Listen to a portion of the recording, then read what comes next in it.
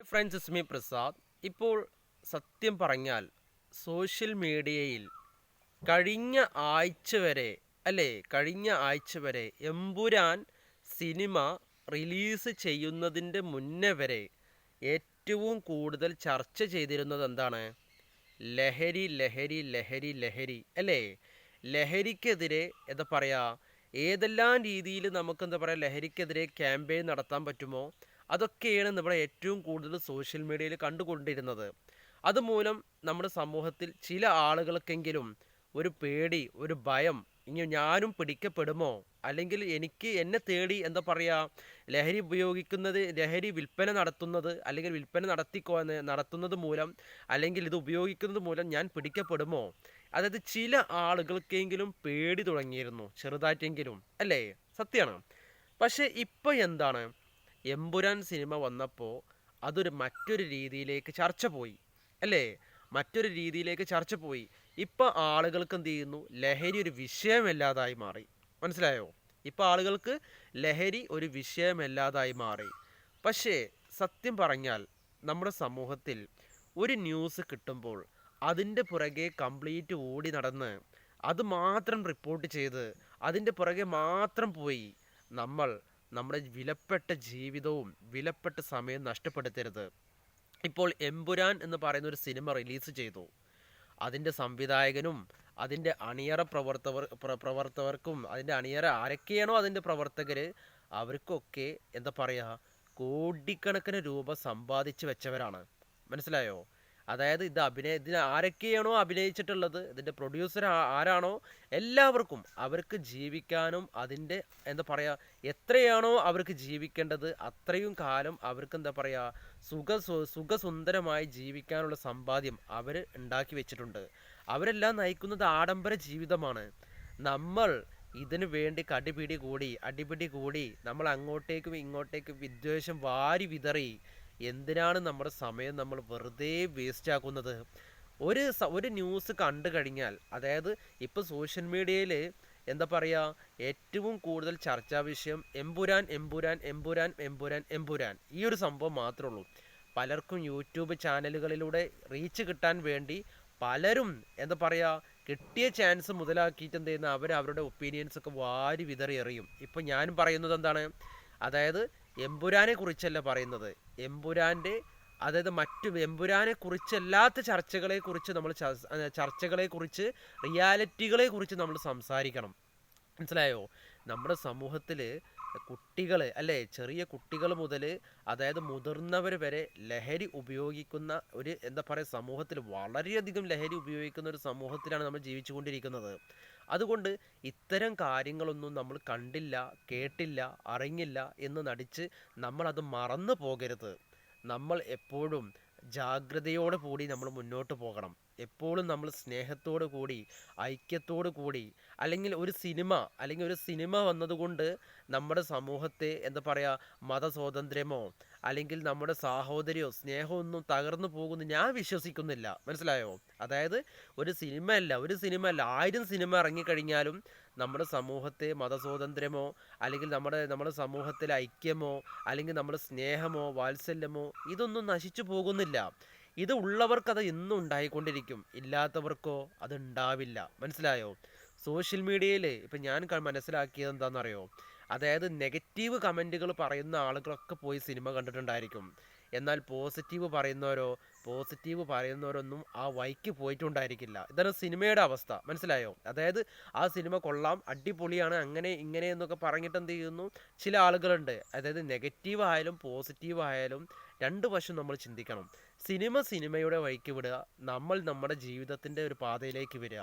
അപ്പം ഞാൻ മനസ്സിലാക്കിയത് ആയിരക്കണക്കിന് സിനിമ ഇവിടെ പ്രദർശിപ്പിച്ചു കഴിഞ്ഞാലും അതായത് നമ്മുടെ യഥാർത്ഥ മതസ്വാതന്ത്ര്യം തകർക്കാൻ, അതായത് സത്യസന്ധമായിട്ട് നിലനിന്ന് പോകുന്ന, അതായത് സത്യസന്ധമായിട്ട് നിഷ്പക്ഷമായിട്ടാണ് പറയുന്നത്, സത്യസന്ധമായി അതായത് മതപരമായിട്ടോ അല്ലെങ്കിൽ എന്താ പറയുക സ്നേഹത്തോടെ വാത്സല്യമൊക്കെ ആളുകൾക്ക് എന്ത് ചെയ്യുന്നു അങ്ങനെ എന്താ പറയുക ഒരു സിനിമ വന്നുകൊണ്ടോ ഒരു 10 സിനിമ വന്നുകൊണ്ടോ അവർക്ക് പരസ്പരം വിദ്വേഷമൊന്നും ഉണ്ടാകാൻ പോകുന്നില്ല. മനസ്സിലായോ?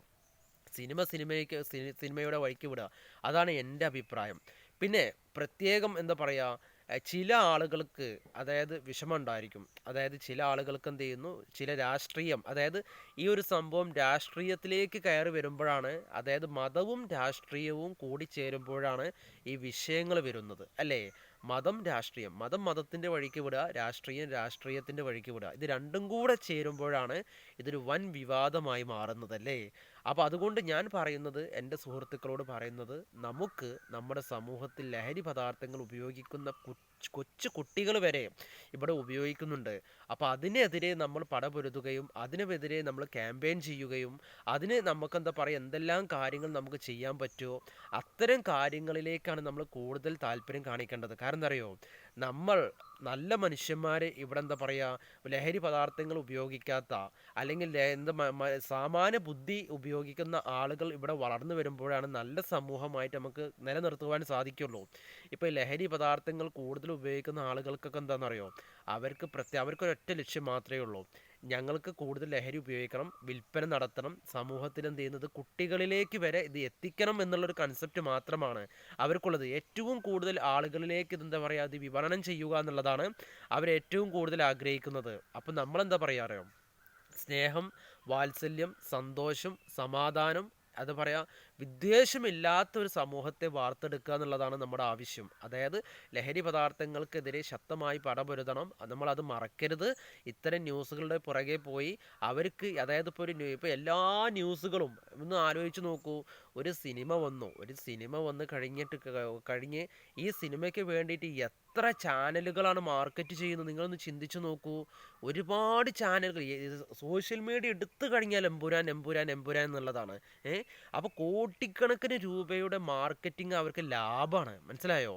ഇത്രയും വലിയ വലിയ എന്താ പറയുക കമ്പനി, അതായത് ഇതിൽ സിനിമ അണിയറ പ്രവർത്തകർക്കൊക്കെ കിട്ടേണ്ടതൊക്കെ കിട്ടി, കോടിക്കണക്കിന് രൂപ വാങ്ങിക്കേണ്ടവരൊക്കെ വാങ്ങിച്ചു.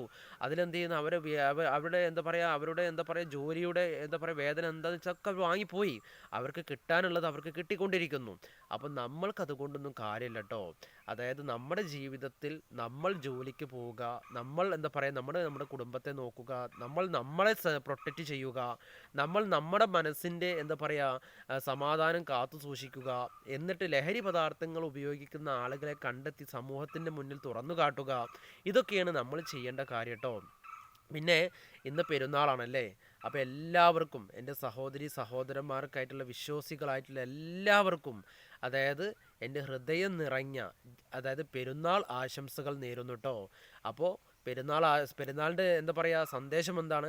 സമാധാനവും സന്തോഷവും, അല്ലേ? സമൃദ്ധിയും, ഇതൊക്കെയാണ് പെരുന്നാളിൻ്റെ സന്ദേശം എന്ന് പറയുന്നത്. അപ്പോൾ ഈ സന്ദേശത്തോട് കൂടിയിട്ട് നമ്മളും എന്താ പറയുക സ്നേഹത്തോടും സ്നേഹത്തോടും എന്താ പറയുക സമൃദ്ധിയോടൊക്കെ നമ്മൾ മുന്നോട്ട് പോകുക എന്നുള്ളതാണ്.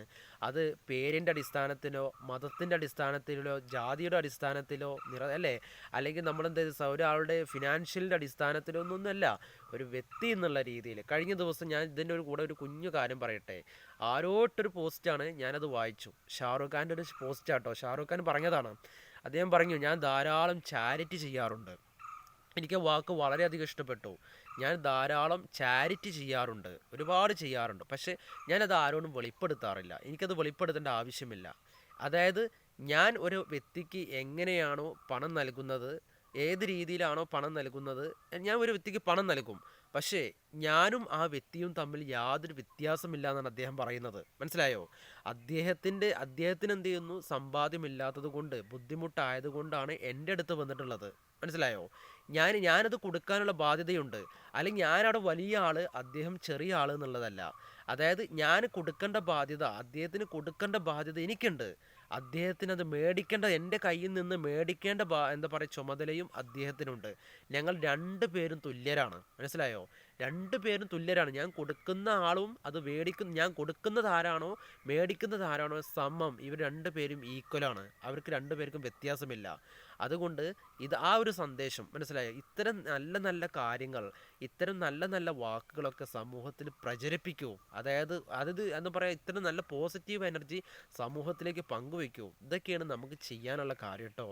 അല്ലെങ്കിൽ വലിയ കുത്തക കമ്പനി കോടിക്കണക്കിന് ആസ്തി സമ്പാദിച്ചു വെച്ച, അല്ലെങ്കിൽ ജീവിതകാലം മൊത്തം എന്താ പറയുക ആസ്വദിച്ച് വെച്ച നമ്മളൊക്കെ സിനിമയ്ക്ക് പോകുന്നത് എങ്ങനെയാണ്? ഒരു ദിവസം പണിക്ക് പോയി നമുക്ക് എന്ത് ചെയ്യുന്നു 10, 500, 1000 രൂപ കിട്ടും. ഈ 1000 രൂപയിൽ നിന്ന് എന്ത് ചെയ്യുന്നു, നമുക്കൊരു ഹോസ്പിറ്റൽ ചിലവുണ്ടായിരിക്കും, നമുക്ക് വീട്ടിലേക്ക് സാധനം കൊണ്ടിൻ്റെ ചിലവുണ്ടായിരിക്കും, അങ്ങനെ ഒരു വിധം ചിലവുകളൊക്കെ ഉണ്ടായിരിക്കും. അതിൽ നിന്ന് നമുക്ക് മിച്ചം പിടിക്കുന്ന ഒരു 150 രൂപയാണ് നമ്മൾ തിയേറ്ററിൽ കൊണ്ടുപോയി കൊടുക്കുന്നത് അല്ലേ? തിയേറ്ററിൽ കൊണ്ടുപോയി കൊടുക്കുന്നത്, അതായത് അതിൽ നിന്ന് കിട്ടുന്ന ഒരു പൈസയാണ് നമ്മൾ തിയേറ്ററിൽ കൊണ്ടുപോയി കൊടുക്കുന്നത് അല്ലേ? അപ്പം ഞാൻ ഞാൻ പറഞ്ഞു വരുന്ന സംഭവം എന്താണെന്ന് വെച്ചാൽ, സ്നേഹത്തോടു കൂടി ജീവിക്കുക.